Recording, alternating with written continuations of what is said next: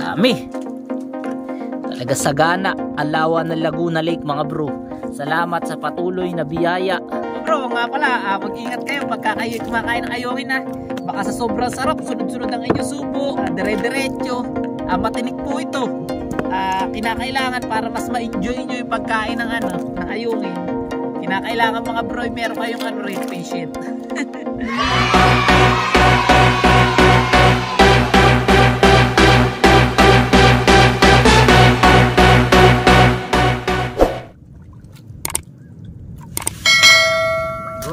Good morning mga bro. Kumusta kayo? Napakaganda ng umaga mga bro. Yan. Sumikat na ang araw. Grabe no. Gandang tanawin mula dito sa laot. At yan ang ating kubo. Let's go. Tayo ay mga isda na. Meron na tayong huli dito. Ito mga bro. Siguro mga 4 na kilo no, na ayungin. At meron pa tayong sasamsamin. Ayan kay Kagawad. Good morning sa inyong lahat mga bro. Mapagpalang umaga at punong-puno ng pagpapala para sa ating lahat. So bago ang lahat, nais ko lang batiin. Ayan. Ng magandang araw si ma'am na galing sa DSWD. Ayan. So ayan, shoutout sa iyo ma'am. At ayan ang picture namin. At syempre ayan ang pangalan niya. At di ko lang natunong kahapon. So bibigyan natin ng ayungin. Ayan, shoutout sa iyo dahil nag-subscribe siya, nag-follow siya sa ating page. Ayan, maraming salamat sa pagpunta sa aming munting taniman sa Barangay Kasili. Ayan, thank you very much ma'am. So yun, shoutout po sa inyo ma'am. Yan, magandang araw sa inyo mga bro. At tayo ay mangingisda nga ng pang-ayungin. Ayan. So mga bro, eto hindi man ganun kadami, pero meron pa rin tiyagain na. So mga bro, madalas ako makakita sa ating comment at ang sabi na daw, bro, baka naman pwede na laki-lakihan nyo pa yung yung mata ng lambat na ginagamit nga natin o yung pante na pinanguhuli natin ng ayungin. Kasi mga bro, ang gamit nga natin ay number 12. So dapat daw ang ginagamit natin number 11 o kaya number 10. So naipaliwanag ko na ito sa mga ilan nating vlog mga bro, kaso sa bandang dulo ng ating video. Kaya siguro hindi napapanood nung iba, hindi tinatapos yung video. Kaya ngayon, sa umpisa pa lang ng video ay papaliwanag na natin kung bakit nga ba tayo humuhuli ng ganito mga bro na ayungin na huli sa 12. So mga bro, hindi naman siya ganun kaliit oh. So Agawad, tingnan mo nga oh. Ayan mga bro, hindi naman siya ganun kaliit. Talagang good size na yan mga bro. So yan po yung huli na number 12 na lambat. At sabi niya mga bro, ay dapat daw ayun nga, mas mas malalaki pa para daw itong mga ayungin na hinuhuli natin. Ito napakarami oh. Ayan, 3 kilo na yan mahigit mga bro. Para daw yung mga ayungin ay daw mga bro, ay lumaki pa. At para syempre sa mga susunod siguro na panahon, buwan, taon, ay malaki yung mahuli natin at malaki yung mahuli ng mga mangingisda, no? Lagi namin sinasabi ni Kagawad mga bro na ang ayungin dito sa lawa ng Laguna Lake ay seasonal lang. So ano bang ibig sabihin ng seasonal lang mga bro? So bali nawawala po siya sa loob ng 1 taon. So halimbawa, ang season ng ayungin mga bro ay panahon ngayon. Ano ba ngayon? July na. So magsisimula halimbawa sa Taghabagat. Halimbawa magsisimula ng kalagitnaan ng May. Tapos minsan mga bro, natatapos siya ng mga December, November. So ibig sabihin, yung mga panahon ng January, February, so minsan madalas nawawala yung ayungin. At dahil nga seasonal siya mga bro, ay pinapayagan ng mga mangingisda, hindi naman bawal ang lahat ng mga mangingisda dito sa lawa ng Laguna Lake na humuli ng ayungin. Ano man ang laki niyan mga bro ay hindi po ipinagbabawal dito sa lawa ng Laguna Lake. Kaya nga kung mapupunta kayo dito sa may Talim Island mga bro at maglalakad-lakad sa bawat barangay, ay makikita ninyo na sobrang dami na nagdadaing. So sino nakatikim na sa inyo mga bro ng daing? Ayan, taas ang kamay. Kuwari tayo nasa classroom. So mga bro, di ba napakasarap ng daing na ayungin na talagang tawag, sabi nung iba danggit, di ba? Sabi nung iba mas masarap pa raw sa danggit kasi sobrang alat daw ng mga daing na alat. Pero yung ayungin talagang napakasarap no, tapos may sinigang pa. Sausaw mo sa suka, di ba Kagawad? Talagang napakasarap talaga nun mga bro. At alam nyo naman na ang ginagawang daing ay ayungin din. Ayan, yung ganito. Pero mas maliliit na ayungin dito na ang tawag ay, Kagawad, itapat mo naman sa iyo. Ano bang tawag sa mas maliit na ayungin dito sa ating hinuhuli? Yun. Ano yan? Dalawang klase pa yan. Isang talahisa Yun. at isang bayakyak. Ayan. Wow. Yung bayakyak ay yung ginagawang ano, karing-karing. Ano yun? Oh, yung parang torta. Parang tinutuhog nila tapos tinutorta nila, yun yung bayakyak. So, ang talahisa naman, yun yung maliliit na ayungin na dinadaing naman. Ayan. So, akala nyo ba yun lang ang huli? Meron pa tayo dito, no? Meron pa tayo dito, no? Ang dami, oh. Ayan. So yun mga bro, talahisa ang ginagamit na ano, na daingin o yung mas maliliit pa dito na ayungin. So mamaya pag nakahuli tayo ng talahisa, kasi yung talahisa sumasabit yan sa bibig ng ano, ng ayungin at sumasabit sa lambat na 12. So mamaya ipapakita ko sa inyo kung gaano kalaki yung ginagamit na ayungin na pandaing. At yun nga, gaya na sabi ni Tol, meron pang isa, yung bayakyak o yung mga baby na talaga na mga ayungin. At alam nyo naman mga bro, dito sa Talim Island, isa yan sa ipanagmamalaki namin. Isa sa mga delicacy ng Talim Island at talaga napakasarap na pagkain yan mga bro, napakasarap na ulam yan, ang tortang bayakyak. So sa mga hindi pa nakakatikim, bumisita kayo dito sa Talim Island. At nako, sinasabi ko sa inyo mga bro, napakasarap po ng bayakyak. At syempre, ang pinagmamalaki rin natin na daing na ayungin. So sa nag-comment lang po, ay yun lang po ang aming maipapaliwanag sa inyo, na ang ayungin po ay talagang hindi ipinagbabawal na hulihin dito sa Lawa ng Laguna Lake, anuman po ang kanyang laki. Dahil yun nga po, seasonal lang siya, nawawala siya sa loob ng isang taon. Tama ba ang paliwanag natin, Kagawad? Tama po, tama. So mga bro, madami na tayong huli na. Siguro yung nasa box natin, nasa 3 kilo na siguro. Tapos yung nasa unahan, may 1 kilo ba Tol yung tanggal mo? Yung nasa unahan kasi natanggal yan ni Tol, ni Kagawad. Ayan. Mga bro, sa panahon na ito, dahil maigi nga yung ayungin, so kahapon nakaano tayo, 4.5 kulang 5 kilo no? Sa panahon na ito, pagka tayo ay nangingisda ng pang-ayungin, madilim pa lang, alas 3 pa lang ng gabi, nanananggal na tayo at hindi na muna tayo naglalako pansamantala. Dahil yun nga, nakakalungkot si tatay kasi nasa ospital, walang maglako. At si Kagawad, alam nyo naman, busy rin sa barangay. Tapos si Karina, nagbabantay naman ng ano, ng kay Amir. Kaya hindi tayo makapaglako. Kaya yun, ang ginagawa natin mga bro, ay binebenta na lang muna natin sa mga ngalakal. At ang huli natin, minsan binabayaran yan mga bro ng sa 80, minsan 70. Naman sa 70. Shoutout mo naman si Kamers eh. Ayan, shoutout nga pala sa pinagtatakalan natin ng ayungin, kay Pinsan Joel at saka kay Ate Mercy. Ayan, saka kay ano, kay Jojo. Shoutout po sa inyo. At dyan po kayo magtakal sa Barangay Bumbong mga bro. Dyan lang po yan sa may daang motor. Nandun po sila sa bangka, nangangalakal po sila ng isda. Ayan, shoutout po sa inyo. At meron pa kayong palibreng salabat mga bro. Pag kayo nagbenta sa kanila, nagtakal, bibigyan pa kayo ng libre salabat. Ayan, talagang masarap yung kanila salabat. Ayan, shoutout po sa inyo. At hindi po kami makakapagtakal ngayon dahil meron pong order sa amin. Siguro bukas na po tayo magtatakal. Bukas eh bro, dyan naman tayo. Ayun nga pala, ay basher naman.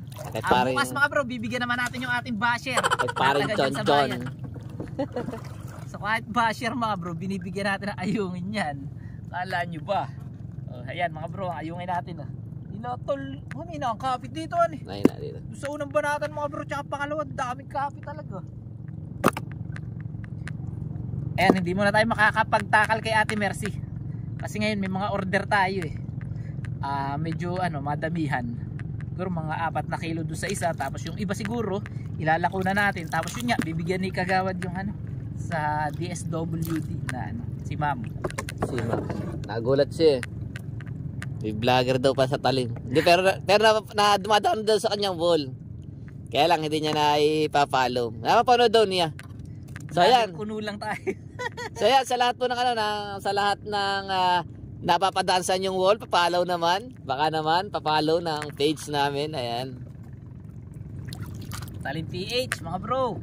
pa-follow sa Facebook, pa-subscribe sa ating YouTube channel. Mga bro, dapat hindi kami mag-vlog ngayon ni Kagawad eh.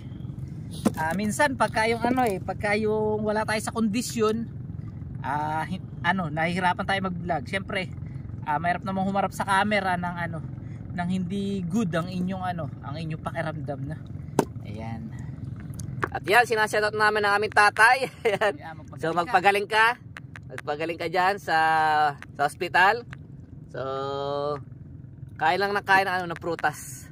Ayan. Ayun, kaya madalas hindi rin ako makapag-vlog. Dahil yun nga, minsan pumupunta tayo sa ospital, kay tatay tayo. At syempre, pagka gano'n na yung iyong magulang ay nasa ospital, parang wala ka sa kondisyon na mag-vlog. Ngayon mga bro, nakita ko doon sa group chat namin, bumisita yung mga tita ko. Si tatay, lakas. Ayan. Bumabalik na yung dati niya sigla. Kaya salamat at isama nyo rin sa inyong mga dasal mga bro. Mabilis na paggaling ni tatay. Ayan, shoutout. Ayan, para dumadami na naman. Ay, parang ayan. Hindi, pahalang yan. Sa pahalang ngayon din. Sana patayo kasi ito. Sa pahalangan. Mga bro, yan ba maliit? Kagawad do. Ito lang. Ba't nabasa na lalaki? Yan ba maliit? Mga bro, tingnan nyo. Lalaki yan mga bro. Hindi naman tayo huli na maliit. Ayan. Sarap na ito mga bro. Ayan. At saka mga bro, kung uhuli naman tayo ng maliliit na talahisa, walang bibili sa atin na mga ngalak. Yung mga ganun mga bro, yung mga talahisa na ganun, binibigay lang yun dito sa mga magdadaing. Baka gusto nyo mga bro na matikman ng daing, magpapa-order ako sa inyo. Na lang, pagka dito rekta sa isla, 300 ang kilo ng ganun mga bro. Bibigay ko na lang sa inyo ng mga 280. Parang lugi yata ako dun tol. Lugi ka? Mga 270. Mga 270. 270 yan para na dala pati puhunan mga boss. Kumawa, naghahanap buhay.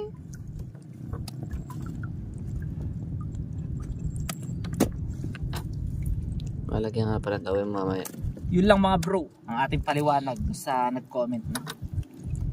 Madalas ganun ang comment ni Bro Jeffrey. Si Bro Jeffrey ang nababasa kung ganun ang comment. Ayan, shoutout sa'yo. Hindi naman yung pambabash mga bro kasi iba ang bash sa So tama rin naman yung sinabi niya na dapat daw malaki-laki yung ating kalat. Siyempre para maganda rin sa ating video. Wait lang. Hindi, sige diretso mo na tol. Ililipat ko na lang ito.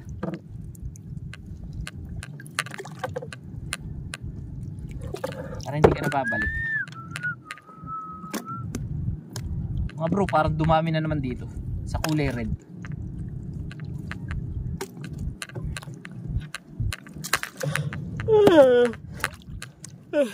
Ito ba'y pag-ibig na? Ang sarap ng kopi ko. La la la la la la la la. Ang sarap ng kopi ko. Mga bro, ayan daming kapit. Yan ang pinagmamalaki ng lawa ng Laguna Lake na isda, ayungin. Sa mga hindi nakakaalam, ito ang paboritong isda daw ni Dr. Jose Rizal. Yan, ang ayungin.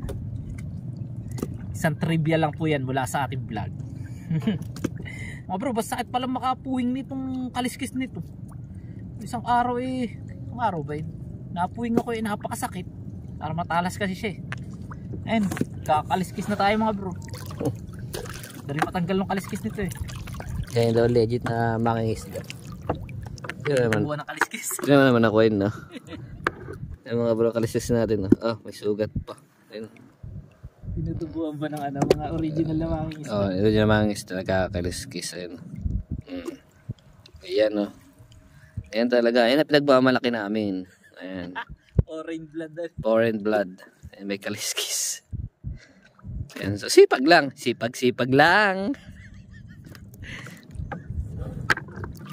Bro, pagka nga pala tayo ay naglalako, ang ating mga huli na ayungin, umaabot yan ng 100 pesos ang kilo.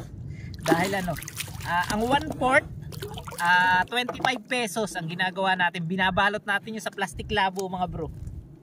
25 pesos isang balot. Kaya kahit pa paano ay nakakabenta tayo. Siguro makakabenta tayo na ilang balot. Ilan ba kailangan yan? Yung 4 na kilo. 4 na kilo. Mahigit 4 na kilo yan mga bro eh. Ay, tapos yung dadalhin ko ba sa... siguro hindi tayo makakabenta sa lako. Ulam pa natin. Ulam pa natin. Tinamad ako kumain ng ayungin nakakaraan. Bakit? Nabitig ako. Nabitig ka? Sakit ako. Mga bro, nga pala, mag-ingat kayo pagka kayo kumakain ng ayungin na. Baka sa sobrang sarap, sunod-sunod ang inyong subo. Talagang kayo, dire-diretso. Matinik po ito. Kinakailangan para mas ma-enjoy nyo yung pagkain ng ng ayungin. Kinakailangan mga bro, meron kayong rate patient. So parang lang yung mga bro, para sugpo, di ba? Mga mga hipon na malalaki. Crab. Crab. Kinakailangan yung magtiyaga para makain yung masarap na di ba? Dala ako. Masakit. Sakit ba? Dapat nagpaano ka sa suhi. Di ba mga bro?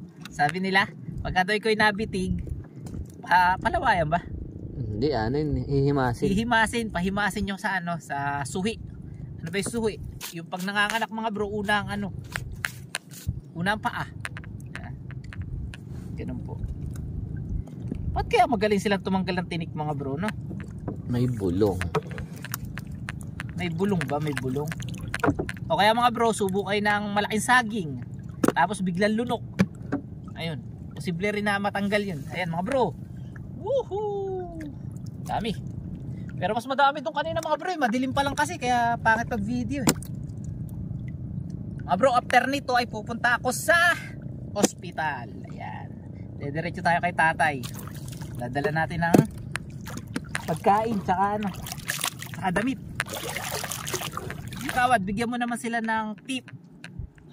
Kung suggestion. Kung ano ba masarap na luto rito para pagka yung halimbawa bibili sila sa Binangonan, di ba? Di nila alam masarap na luto sa ayungin. O bigyan mo sila ng ng suggestion. Ano ba masasuggest? Para sa mga katanungan, comment lang po kayo sa joke. Sa comment section, tama yun.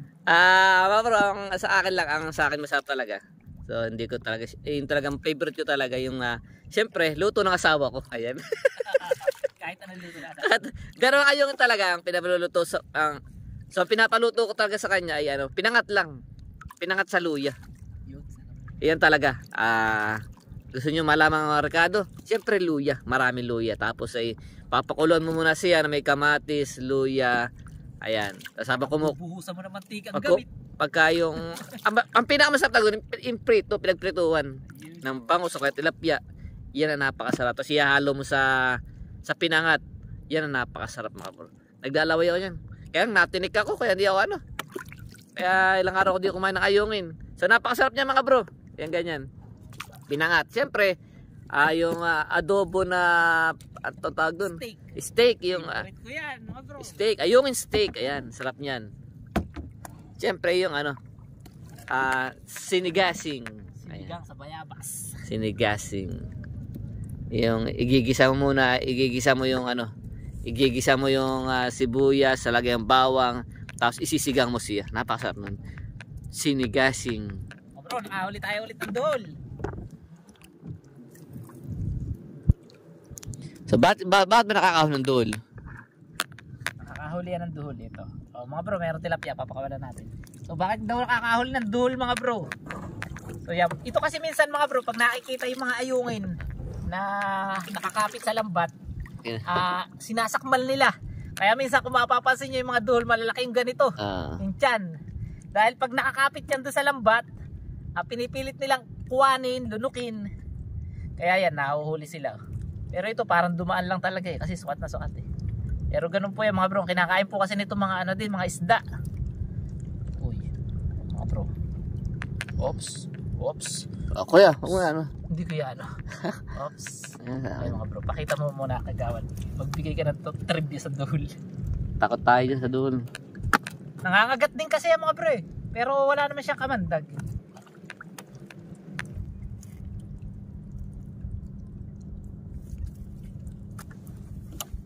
Okay. Yan, nakabalot na yung ating lambat. Ayan sa likod. At tapos na rin tayo ng mga isda. So ngayon mag-aayos na lang tayo ng gamit para tayo makauwi na rin kaagad na. Meron pa mga nalaglag dito mga bro. Ayan, yung mga hindi sumut. Tapos meron din tayo huling biya. Ayan na, isa. Maliit na biya. Marami pa ba rin ang kagawad? Oh, marami pa pala doon sa unahan mga bro eh. So ang huli natin ito, kalahating box. So karpula ko rito mga bro ay nasa 5 kilo mahigit. Siguro bingit ng 6 ang huli natin mga bro. 7, ganyan 7. Nasa 7 kilo. Tapos ito yung duhol. Ayan mga bro. Tingnan nyo po ng malapitan ng duhol. Ayan. Ay baka makagat tayo. Ba't nung ko hawak yan? Nangangagat yan mga bro. Ayan. Oh. Ayan po. Ayan po mga bro ang duhol. Oh. Isa po siyang uri ng ano parang python species. Pero sa ano lang po siya sa lawa.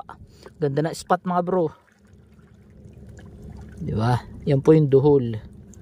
Oh, sinong gusto mag-alaga mga bro? Pakawalan na natin. Yan. Sige, langoy, langoy, langoy. Boh, marami pa rin pala natanggal si kagawad. Alright, isasara ko lang mga bro yung pinto ng kubo. At tayo ay uuwi na. Yan nga pala yung ating kubo na napakalupit. Lagi natin tinutulugan tuwing gabi.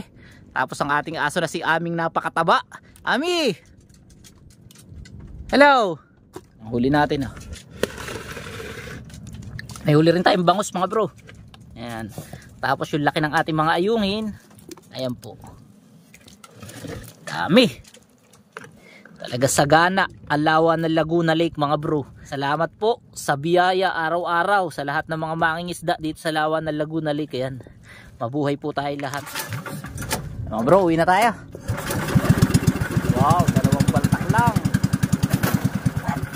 Oh, yun lang, napahiya. Napahiya mga bro.